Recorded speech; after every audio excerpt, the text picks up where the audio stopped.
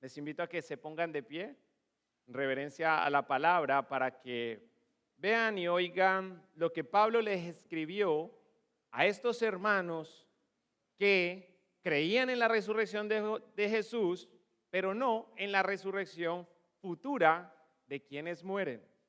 Primera de Corintios capítulo 15, versículos desde el 12 al 20.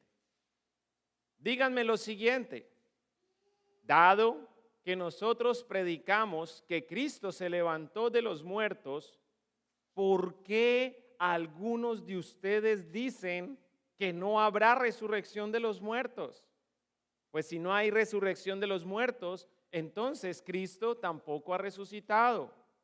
Y si Cristo no ha resucitado, entonces toda nuestra predicación es inútil y la fe de ustedes también es inútil. Y nosotros, los apóstoles, estaríamos todos mintiendo acerca de Dios, porque hemos dicho que Dios levantó a Cristo de la tumba. Así que eso no puede ser cierto si no hay resurrección de los muertos. Y si no hay resurrección de los muertos, entonces Cristo no ha resucitado. Y si Cristo no ha resucitado, entonces la fe de ustedes es inútil y todavía son culpables de pecado. En ese caso, todos los que murieron creyendo en Cristo están perdidos. Y si nuestra esperanza en Cristo es solo para esta vida, somos los más dignos de lástima de todo el mundo. Padre, Señor, te ruego en el nombre de tu Hijo, en la medida que se expone tu palabra, que esto pueda ser llevado a cabo con claridad, que pueda ser fiel a este pasaje, Señor, que así tu pueblo sea edificado, que ninguno salga de aquí como llegó, Señor. Transfórmanos. Y todo esto para tu gloria y para tu honra. En el nombre de Jesús, el pueblo dice, por favor, tomen asiento. Como pueden observar, ahí, al inicio de nuestro pasaje, en el versículo 12, Pablo quería saber por qué algunos de los creyentes de Corinto decían que no iba a haber resurrección de los muertos. Pues como dije al inicio, aunque estos creían que Jesús había resucitado, no creían la resurrección futura de quienes mueren. Y si bien el texto no especifica la raíz de tal inconsistencia, es razonable suponer que quizás se trata de individuos que aún arrastraban las creencias grecorromanas que aprendieron de los epicúreos y los asenios, dos sectas que no creían en la resurrección.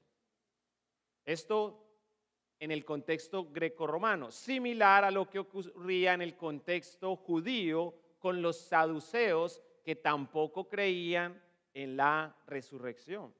De ahí por qué Pablo decide dirigirse a estos creyentes confundidos para ayudarles a entender lo terrible que sería la vida sin resurrección. Pues como él mismo explica en el versículo 13, si no hay resurrección de los muertos, entonces Cristo tampoco ha resucitado. Algo que hubiera perjudicado a cada cristiano de varias formas. Y aquí 6 aspectos de nuestra vida que no serían igual si la resurrección de Jesús fuera una farsa. En primer lugar, el versículo 14 nos enseña que si Cristo no ha resucitado, todo lo que predicamos es inservible e ineficaz. Pues como ustedes saben, lo que marca la diferencia cuando comparamos nuestra predicación con las mentiras que enseñan otras religiones, es que el autor y consumador de nuestra fe resucitó. De ahí para allá, los fundadores de todas las demás religiones, ellos continúan en sus tumbas o, como en el caso de Buda, continúan el cofre donde pusieron sus cenizas. Ve a la tumba de Mahoma, ahí están sus restos. Ve a la tumba de Confucio, ahí están sus restos. Abre el cofre de Buda, ahí están sus restos. Ve a la tumba de Cristo, no encontrarás a nadie porque Él resucitó. Y gloria a Dios por ello. Y debido a que resucitó, eso demostró al menos 4 cosas. Por un lado, demostró su inocencia e impecabilidad, porque de acuerdo a la Escritura, la paga del pecado es muerte. Y si la muerte no lo pudo retener, eso demuestra que Él jamás pecó. Al mismo tiempo, como a Él se le acusó, se le difamó de que Él Él no solamente se le acusaba como si Él fuera un pecador, sino que hasta lo llamaron endemoniado, blasfemo, pues todas esas acusaciones cayeron al instante que Dios le levantó a Él de los muertos. Otra cosa que se demostró con su resurrección fue la suficiencia de su sacrificio, porque Él estaba dando su vida en sacrificio por muchos. ¿Y qué ocurre? Dios lo resucita. Eso significa que a Dios le agradó no solo la vida de Jesús, sino que ese sacrificio también le agradó al Señor y lo recibió. En tercer lugar, también nos demuestra la magnitud del poder de Dios, quien lo resucitó de entre los muertos. Y qué bueno es que nosotros ponemos nuestra confianza en uno que venció la muerte. Qué triste es estar poniendo la esperanza para el mañana después de morir en uno que ni él pudo vencer la muerte. Esto sería el caso de los musulmanes y las demás religiones. En el caso de nosotros no es así. Nosotros ponemos nuestra confianza en un Dios que levantó a Jesús de los muertos a través de su Espíritu. Y también esa resurrección puso en evidencia, demostró algo, y es la identidad de Jesucristo. Y usted dirá, ¿de qué forma? Bueno, antes de Jesucristo y hasta luego de Jesucristo, de la muerte de Jesús, resucitaron personas. En la historia humana, la resurrección de Jesús no es la única que ocurrió, sin embargo, sigue siendo una resurrección única. Usted dirá, me dejó la cabeza un 8. Ya le explico. En las previas resurrecciones, era Dios, como siempre ha sido, resucitando a esa persona. En algunos casos eran siervos suyos, en otros casos era cuando estaba Jesús resucitando, por ejemplo, a la hija de Jairo, hacia la hija de Jairo, al hijo de la viuda de Naín. Estas son personas que fueron resucitadas por Cristo, pero tenía un propósito, y era poner en evidencia a todos ese poder que Dios tiene y que Jesús, siendo la imagen visible del Dios invisible, poseía. Eso demostraba así su deidad. Pero ¿en qué sentido la resurrección de Jesús es única? Bueno, no olvidemos que durante su ministerio Jesús hizo declaraciones muy fuertes, como por ejemplo, el que me ha visto a mí, ha visto al Padre. Él lo que está diciendo es, yo soy Dios. Yo soy el camino, yo soy la verdad, yo soy la vida. Nadie viene al Padre si no es a través de mí. Hermanos, la muerte de Él si lo que él estaba diciendo es mentira, bien hecho, lo merecía por blasfemo, mentiroso, lunático. Pero en el instante que él es resucitado de los muertos, lo que se está demostrando, todo lo que él dijo es verdad. Él es quien dijo ser. Por eso decía, esta resurrección demostró no solo su inocencia, impecabilidad, la suficiencia de su sacrificio, la magnitud del poder de Dios, sino también la identidad de Cristo como hijo de Dios. Recuerden, si Jesús no hubiera resucitado, todo lo que predicamos, incluyendo lo que acabo de mencionar, sería inservible, sería ineficaz.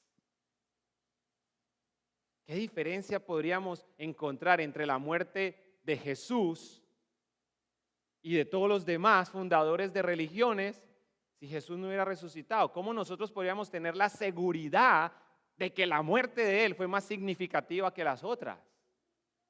Pero como dije y repito, y me place repetirlo cuantas veces sea necesario, la tumba está vacía. Ahí está la diferencia. En segundo lugar, Pablo enfatiza 2 veces en el versículo 14 y en el versículo 17 que si Cristo no resucitó, no solo nuestra predicación es inútil, sino también nuestra fe. O dicho de otra forma, si Dios no hubiera resucitado a Jesús, si usted está tomando apunte, todas nuestras creencias serían estériles. En las palabras de Pablo, serían inútiles.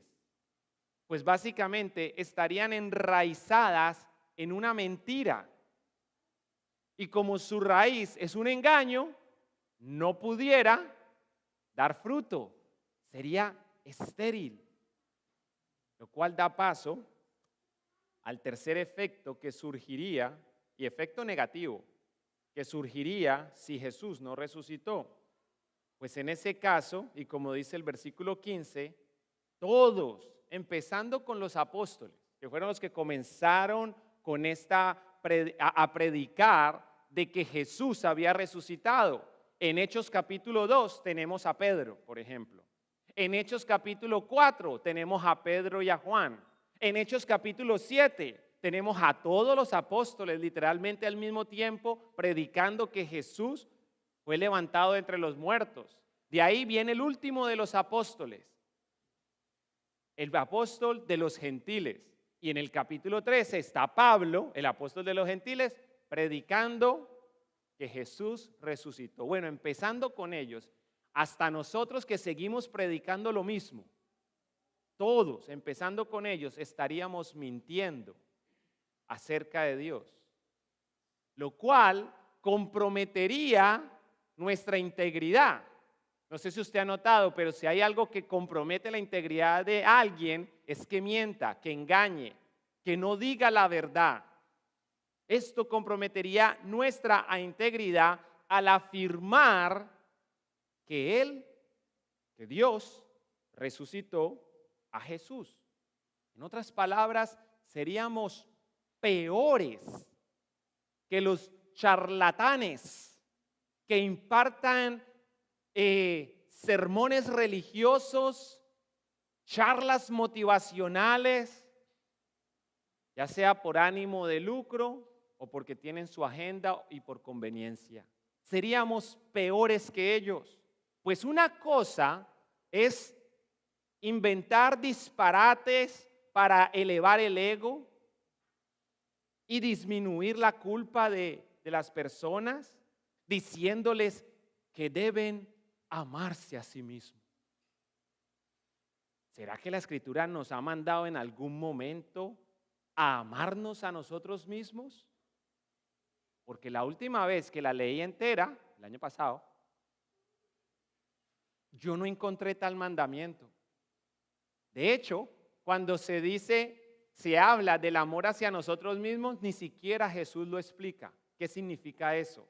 Él no nos dice, miren, amen a los demás como se aman a ustedes mismos. Y permítame explicarles cómo se ve ese amor hacia ustedes o para que primero aprendan a amarse. No, Jesús da por sentado que nosotros nos amamos.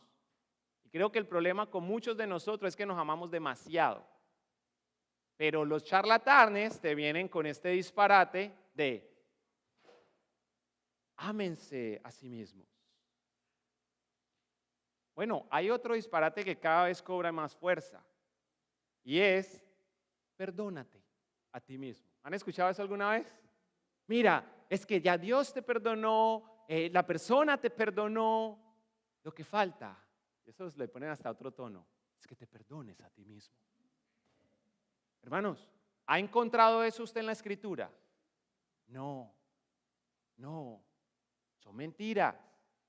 El Señor lo que nos manda es a perdonar a los que nos ofenden, nos aclara, nos enseña que Dios es el que perdona, y si el punto es que usted quiere experimentar ese perdón, porque usted tiene ese sentimiento de culpa, la clave no es decir, me perdono a mí mismo. No, la clave está en refugiarse en Cristo y decir, Cristo, porque tú moriste en esa cruz, mi deuda está saldada. Ahí está mi carga. Gracias, Señor, tú eres mi Salvador. Esa es la clave y eso es lo que quiere el Señor. Usted quiere sentirse perdonado, crea en el perdón que Dios da por gracia y por misericordia. Volviendo al punto. Una cosa es inventar el disparate de ámense a sí mismos, perdónense a sí mismos, como hacen los charlatanes. Al final eso solamente envuelve a la persona. Otra muy distinta e infinitamente más grave es blasfemar contra Dios, atribuyéndole hechos que Él nunca hizo. Eso, si no fuera cierto, que Dios levantó a su Hijo de la tumba. En cuarto lugar, la segunda parte del versículo 17 nos advierte que si la hipótesis, todo esto es una hipótesis que está haciendo Pablo, que si la hipótesis de Pablo fuera cierta, o dicho de otra forma, si Cristo no hubiese resucitado, en cuarto lugar, todavía seríamos culpables de todos los pecados que hemos cometido. En cualquier momento va a aparecer. Todavía seríamos culpables de todos nuestros pecados, de todos los pecados que hemos cometido. Pues de acuerdo a lo que Pablo declara en Romanos capítulo 4, versículo 25, Él, refiriéndose a Jesucristo, fue entregado a la muerte por causa de nuestros pecados. Y ese también ya va a aparecer. A causa de nuestros pecados y resucitado, ¿para qué? Para hacernos justos a los ojos de Dios. En otras palabras, si Cristo no hubiese resucitado, nadie sería justificado. Y como resultado, no habría alivio para nuestras conciencias, sino una sensación intensa de culpa y condenación.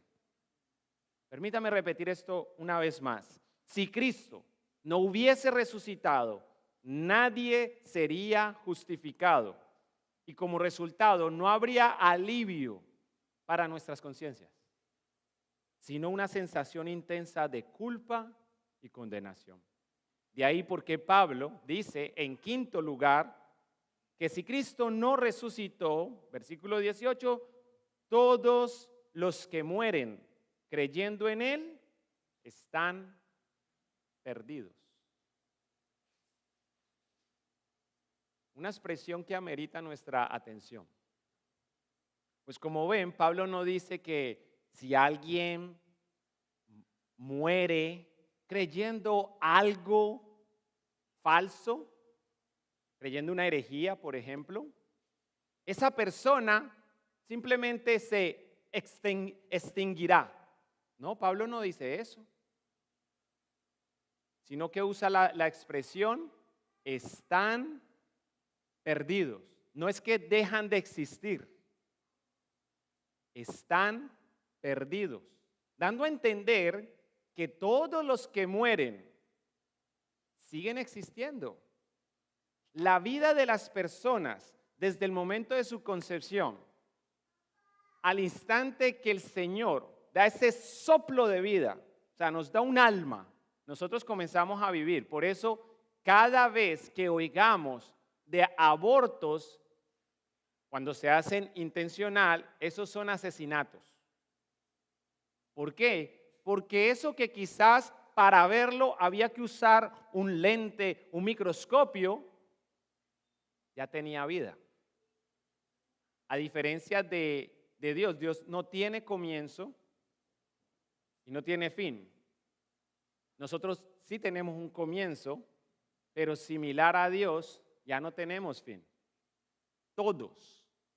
Así que la idea que Pablo nos está dando aquí a entender es que todos los que mueren siguen existiendo, solo que unos van al cielo porque han sido rescatados y el resto al infierno porque están y continuarán, usando las palabras de Pablo, perdidos. Están perdidos, lo cual equivale a condenación eterna. ¿Qué significa esto? Significa que sin resurrección no hay esperanza eterna de salvación. Y por ende, como dice Pablo en el versículo 19, nuestra esperanza en Cristo solo sería para esta vida, lo cual da paso al sexto y último efecto adverso que Pablo lista en su hipótesis de lo que ocurriría si Jesús no resucitó de los muertos. Pues si hubiese sido así, óigame bien, seríamos los más dignos de lástima de todo el mundo. Y más aún, si queriendo vivir una vida de sumisión a Dios en Cristo Jesús, sufrimos persecución, como advierte 2 de Timoteo 3:12. En otras palabras, suponiendo que Cristo no resucitó, sería justo, sería entendible que la gente nos trate a los cristianos con pena, con pesar, al ver que sufrimos, al ver cómo sufrimos, y cómo nos cohibimos de ciertas cosas por alguien que no puede ni bendecirnos ni castigarnos. Eso si todavía estuviera muerto, lo cual, si él todavía continuara muerto, y al ver que lo que yo hago o deje de hacer no tiene ninguna retribución de parte de ese en el que pongo mi confianza, o sea que yo puedo vivir sin temor de que un día seré juzgado por esto, pues ¿qué ocurriría con eso? Eso nos conllevaría al desenfreno, a menos que Jesús aún viviera. Y la buena noticia es que Él aún vive. En resumen, la Escritura nos enseña, mediante esa hipótesis que Pablo escribió y envió a los Corintios, nos enseña que si Cristo estuviera muerto aún, eso hubiera perjudicado nuestra misión. Porque nuestra misión ahora aquí en la tierra es ir a ser discípulos. ¿Y cómo comienza eso? Con compartir el evangelio. ¿Y qué sería de un evangelio si estuviéramos diciendo, mira, Jesús es el camino, Él es la verdad, Él es la vida, Él es la resurrección? Y resulta que eso no es verdad. Se acabó la misión porque estaríamos diciendo cosas que no son. Eso también afectaría nuestras convicciones, afectaría nuestra integridad, afectaría nuestra conciencia, porque ahorita tenemos que cargar con esa culpa por siempre y no podemos mirar atrás y a un suceso que uno diga, no, ahí ya se saldó mi deuda. también se perjudica nuestra esperanza, porque en ese caso nuestra esperanza sería solo para aquí y para ahora. Y de paso también afectaría, perjudicaría nuestras acciones, porque no tendríamos ningún motivo de vivir para alguien si no fuera porque Jesús, ese alguien, vive. Uno no vive por muerto, aunque se oye muchas veces que la persona dice, no, esto lo voy a hacer en honor a mi abuela, que se esforzó mucho y todo. Uno dice esas cosas, pero eso no es el motor de la vida de alguien. Pregúnteselo a un padre, qué es lo que lo mantiene y lo despierta todos los días, que aun cuando está enferma, esa madre, de dónde es que saca fuerzas, porque ella voltea a mirar y ve a esa criaturita que depende en ese instante de su cuidado. Ese hombre que dice, sí, me duelen los brazos, me duele la espalda, pero tengo que traer algo. Gente que vive. O sea que si Jesús no hubiera resucitado, también hubiera afectado nuestras acciones. Sin embargo, y no voy a la hora de llegar a este momento, sin embargo, y como aclara Pablo en 1 Corintios 15:20, me place decirle a todos, hermanos, hermanas en Cristo, amigos y amigas que nos acompañan, lo cierto es que Cristo sí resucitó de los muertos. Él es el primer fruto de una gran cosecha, el primero de todos los que murieron. Aleluya. Lo cual nos lleva de la mano a la pregunta más importante que nos podemos hacer. Ya sabemos qué fuera de nuestra vida si Jesús no hubiera resucitado. Ya lo sabemos. Recuerden, todo lo que predicamos, inservible sería. Todas nuestras creencias, inservibles, inútiles serían. Todavía seríamos culpables de todos nuestros pecados. A eso le sumamos que todos los que mueren creyendo en Él estaríamos perdidos. Seríamos los más dignos de lástima de todo el mundo. Así que con esas verdades en mente, yo creo que es apropiado preguntarnos, ¿y ahora qué? Así que voy a contar hasta 3, ustedes hacen la pregunta y a la luz de estas 6 verdades yo les voy a traer 6 aplicaciones. ¿Están listos? 1, 2, 3. ¿Y ahora qué? Usted dirá así, mira, esa resurrección pasó hace 2000 años. Yo no estaba ahí. A mí, la verdad, no me consta. ¿Te consta a ti? Yo te voy a decir, yo tampoco había nacido. Pero eso sí, el no estar presentes no quiere decir que no haya ocurrido. ¿Usted cree en la independencia de América? ¿O el descubrimiento de América, por ejemplo?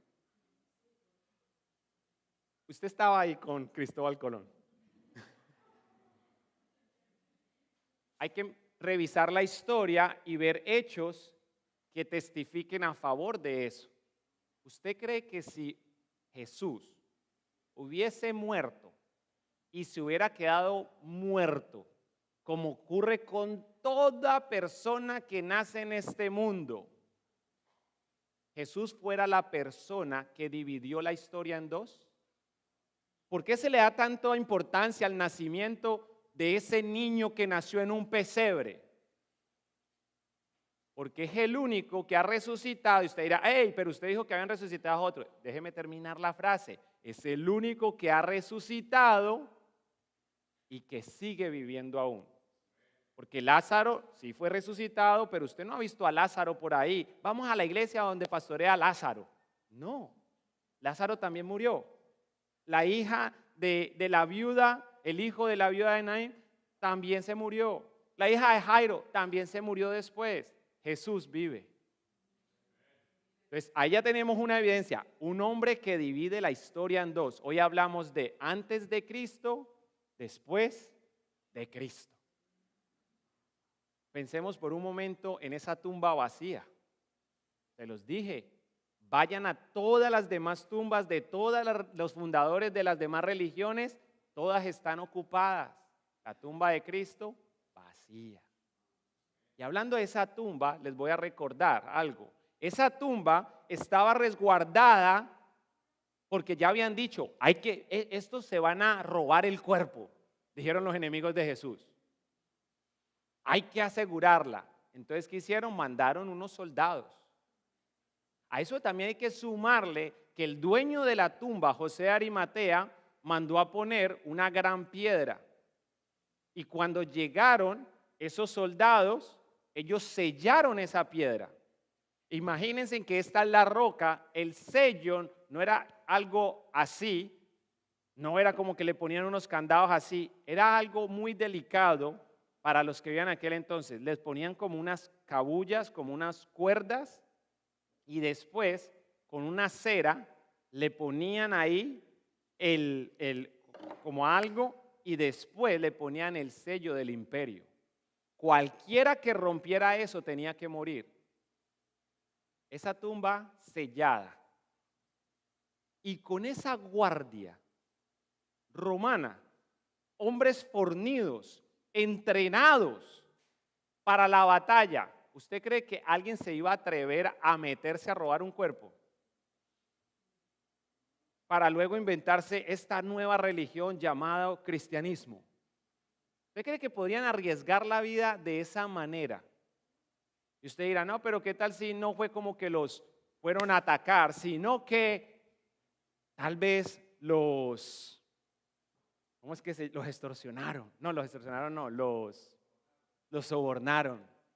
Dijeron, hey, es que nos queremos inventar una religión, vamos a decir que Jesús resucitó, pero necesitamos de ti porque tú tienes espada y nosotros aquí, la última vez, Pedro la sacó, le quitó una oreja a uno y él ya dijo, Jesús dijo, no, al que espada mata, al que a hierro mata, a hierro muere.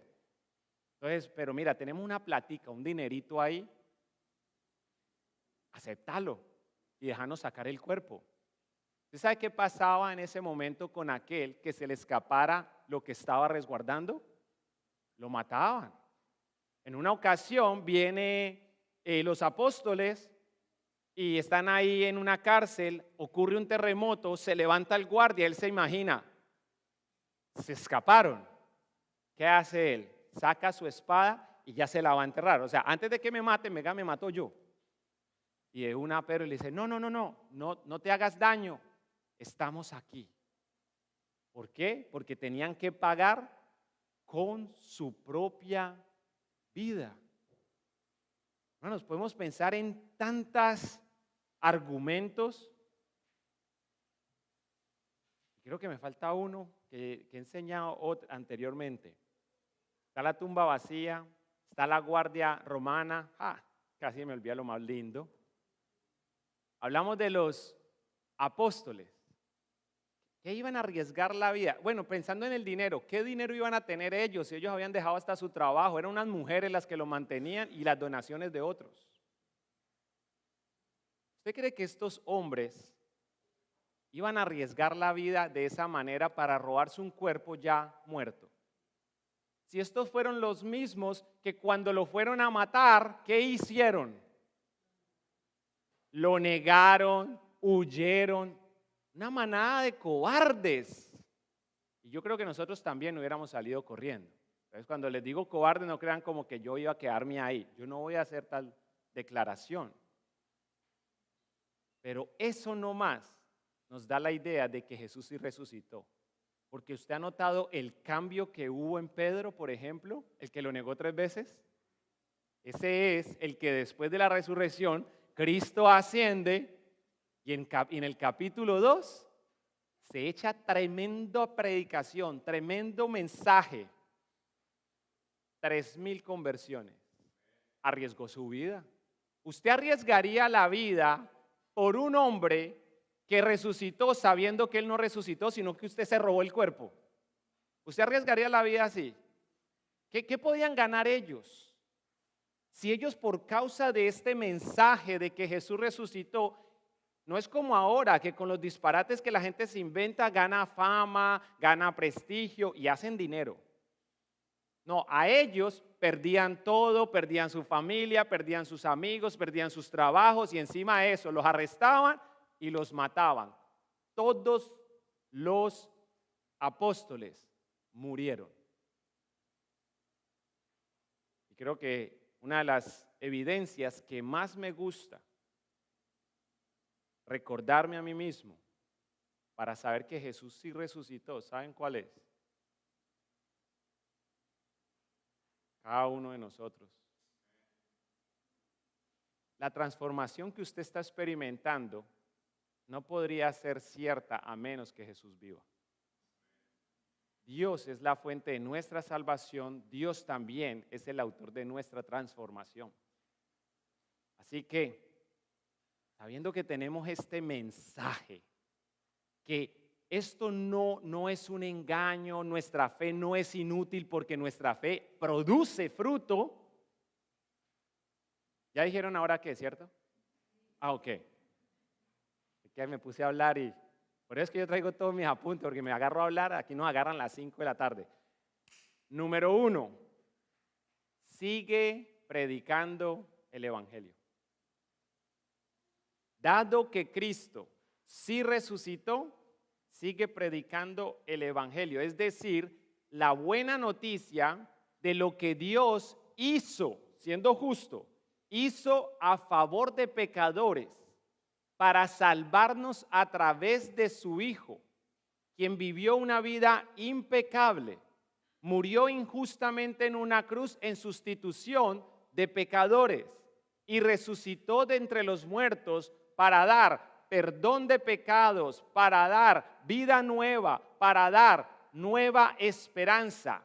Todo esto mediante su vida, su muerte y su resurrección. De modo que ahora esto está dispuesto para ti, amigo, para ti, amiga, si tan solo te arrepientes de tus pecados y confías en Él. Sigamos predicando eso. Sigamos predicando eso. No hay nada mejor que ello para transformar vidas y que así el mundo también sea transformado. Por eso Marcos 16:15 registra que Jesús dijo esto: vayan por todo el mundo y prediquen la buena noticia a todos. Y ahí yo quería escuchar un amén. Yo creo que Jesús también quería que dijeran amén. Que yo lo quisiera, vale. Pero Jesús quiere que abracemos este mandato. De hecho, usted no ha visto que por lo general las personas se reservan muchas veces las palabras que quiere que usted se recuerde para el final. Y de las palabras finales de Jesús, todas tienen que ver con esto, con ir por el mundo a predicar el evangelio. En segundo lugar, dado que Cristo sí resucitó, sigue confiando en Él por medio de la fe. Nuestra fe no es inútil. Romanos capítulo 10, versículo 11, como dicen las Escrituras, todo el que confíe en Él, jamás será avergonzado. Tú pones tu confianza, joven, en una pandilla. El día de mañana, no te sorprenda que termines avergonzado. Tú pones tu confianza en tu carrera deportiva y te lesionas. ¿Y qué quedas? Con la vergüenza. Porque hiciste de tu identidad el deporte. Pon tu confianza en Cristo y jamás serás avergonzado. Y todos nosotros hemos experimentado vergüenza precisamente por eso, porque veníamos confiando en otras cosas. Pero qué bueno que estamos acá. Y el Señor nos dice, mira, si tú confiabas en tu carrera profesional, en tu carrera deportiva, si tú confiabas era en tus papás, en la herencia que te iban a dejar, si tú confiabas era en tus amigos, si tú confiabas en esa muchacha a la que le comprabas flores, si tú confiabas en ese muchacho que te prometió la luna y las estrellas y te dejó viendo estrellitas, Si tú confiabas en ellos y ahora recapacitas y dices, es cierto,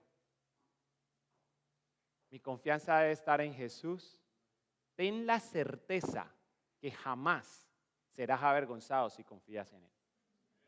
En tercer lugar, dado que Cristo sí resucitó, sigue afirmando su resurrección sin miedo a equivocarte. Él sí resucitó. Tú no le estás mintiendo a la gente. No permitas que la gente diga cosas como, sí, no, pues mire, a mí me da igual si Él resucitó o no. Lo que sí es que es una buena persona, nos dejó un buen ejemplo, nos dejó unas buenas enseñanzas. No, todo eso es cierto, pero es que sí resucitó. Convencidos, hermano, hay que compartir eso. Cristo vive. Sigan afirmando su resurrección, síganlo creyendo. Usted lo va a poder afirmar convencido si usted lo cree en su corazón. Y eso es crucial. ¿Sabe para qué? Para la salvación. Romanos 19. Si declaras abiertamente que Jesús es el Señor y crees en tu corazón que Dios lo levantó de los muertos, serás salvo. En cuarto lugar, dado que Cristo sí resucitó, sigue disfrutando de tu perdón. Esto trae alivio. No sé si a usted le pasa, si yo soy el único, que a veces nos sentamos, llega la noche y se comienzan a cruzar los pensamientos de todo eso que hice. ¿Qué hace usted? Si usted ya pidió perdón a los que le tenía que pedir perdón y aún así ese pensamiento se cruza y hiere y su corazón se comienza a romper en pedazos.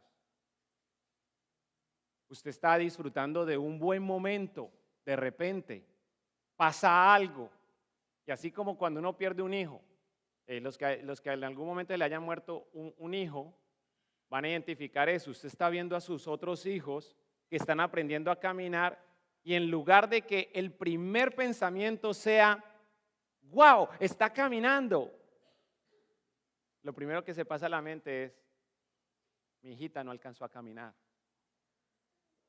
Y así nos pasa cuando le hemos fallado a nuestras esposas, a nuestras mamás, a nuestros hijos. De repente estamos celebrando la graduación de uno de ellos, pero después nos acordamos del día que le reventamos la boca, le pegamos con un cable, los maltratamos, les dijimos cosas muy hirientes. Quizás celebrando un aniversario y como fallaste en una ocasión a tu esposa, en vez de disfrutar por completo ese instante, está la culpa diciéndote, ella no merecía que tú le hubieras traicionado de tal manera. Y así pudiéramos seguir dando ejemplos. ¿Qué hacemos con todo eso? Una terapia. Ir a donde un charlatán que nos diga, perdónate a ti mismo y tú dices en ese momento, amén. Y cuando sales, vuelves y tienes lo mismo. Yo sé que sí puedas hacer. Disfruta el hecho que ya te perdonó. Recuérdate a ti mismo que Cristo ya murió en la cruz. Y que cuando Él fue a esa cruz, lo hizo con el fin de saldar tu deuda. E inmediatamente acuérdate de esto, porque es así que sabemos que la deuda quedó saldada. Acuérdate, Jesús resucitó. Y Romanos 8:1 dice esto, ya no hay condenación para los que pertenecen a Cristo Jesús. Qué bueno que pertenecemos al Señor. Porque el mundo te puede acusar. Tu familia te puede acusar. Y con justas razones. Tu esposo te puede acusar. Tus hijos te pueden acusar. Tu esposa, esposo. amigos te acusan. Y con justa razón, hermano, no estoy hablando de difamaciones, murmuraciones, justa razón, con verdades. La iglesia te puede acusar.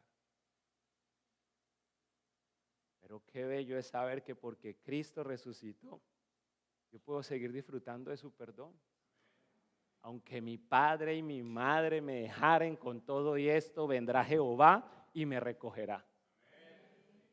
Gloria a Dios. En quinto lugar, y ojalá que pueda aguantar hasta el sexto. Lo estoy reteniendo, hermano.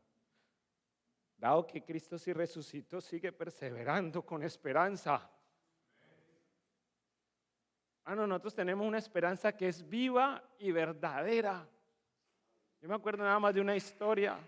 Amén. Gloria a Dios. Yo me acuerdo de una historia. Dice que habían dos hombres con su familia y los secuestran a ellos dos. Y en ese intento de secuestrarlos a todos, solo se llevan a los dos porque a la familia de, vamos a llamarle hombre número uno, del número uno, los mataron a todos en ese instante, a la esposa y al hijo. A la esposa y la hija del número dos no lo mataron ni tampoco lo secuestraron porque lograron huir. Y menos mal que lograron huir porque esa mañana se habían dado cuenta que ella estaba en embarazo. Estos dos hombres son puestos en un calabozo, son maltratados, insultados. Y lo único que ese hombre el número uno recuerda, lo último que él recuerda es cómo a su hijo lo desgollaron y a su mujer la atravesaban con una espada. Esa pena lo debilitó, más luego acabó con su propia vida. Murió, pasado solo 1 o 2 años. Esto es toda una historia y puede ser que en algún lugar haya ocurrido, nada es nuevo bajo el sol. En el otro caso, hombre número 2 logró quedar libre, no sé si lo liberaron, no sé si él escapó, 10 años después del suceso.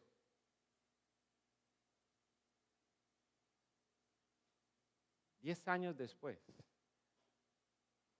A los dos los habían puesto en el mismo calabozo. Si le daban 40 golpes a uno, le daban 40 golpes al otro. La comida no es que a uno le daban una comida saludable y al otro le daban veneno.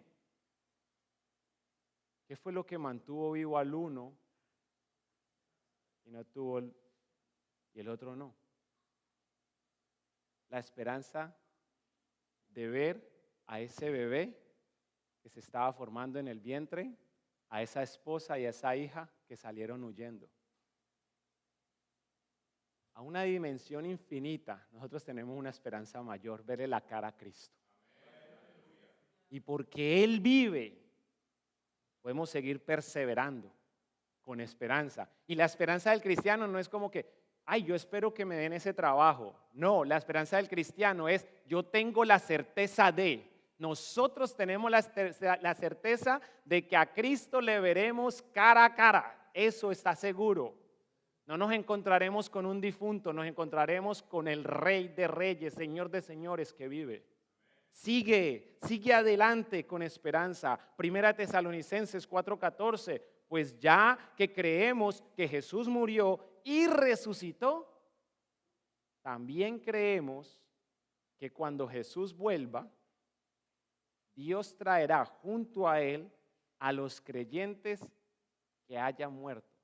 O sea que ni siquiera cuando estemos frente a la muerte debemos dejar de creer. Es más, en ese momento creamos aún más.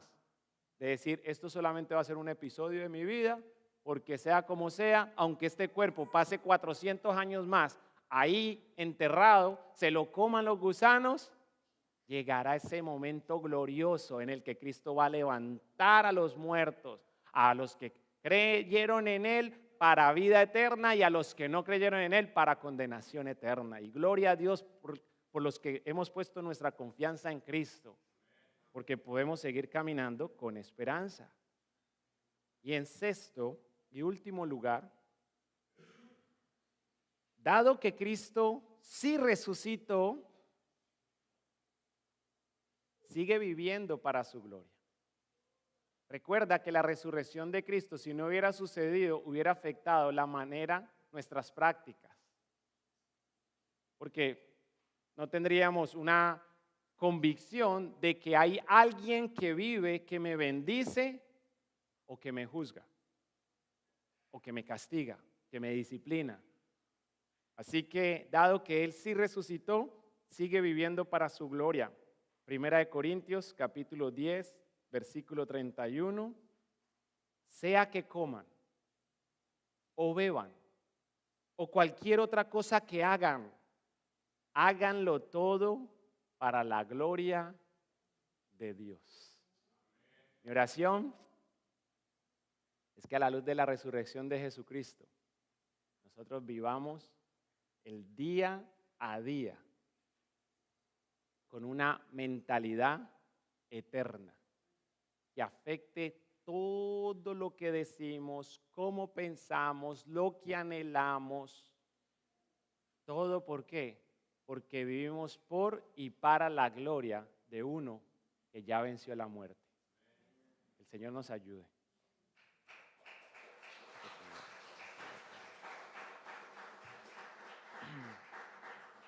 Al sea toda la gloria, la honra y el honor.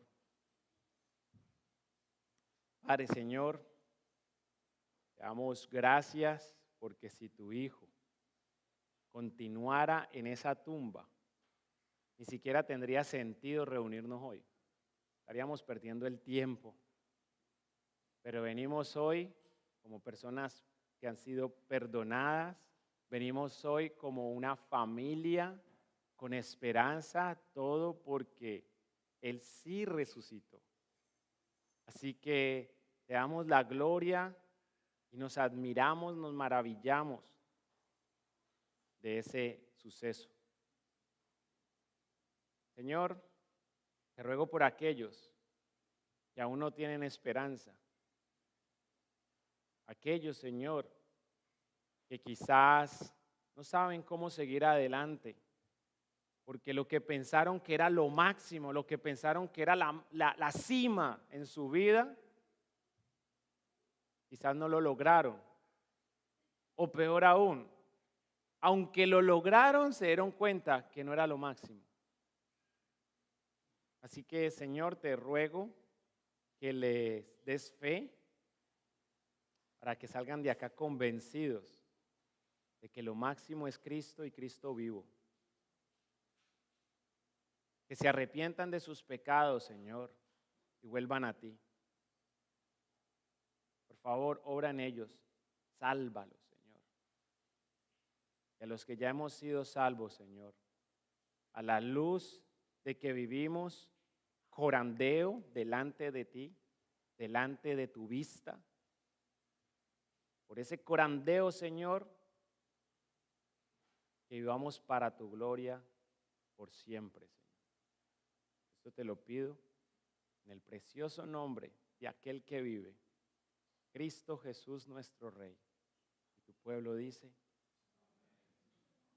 Cristo vive.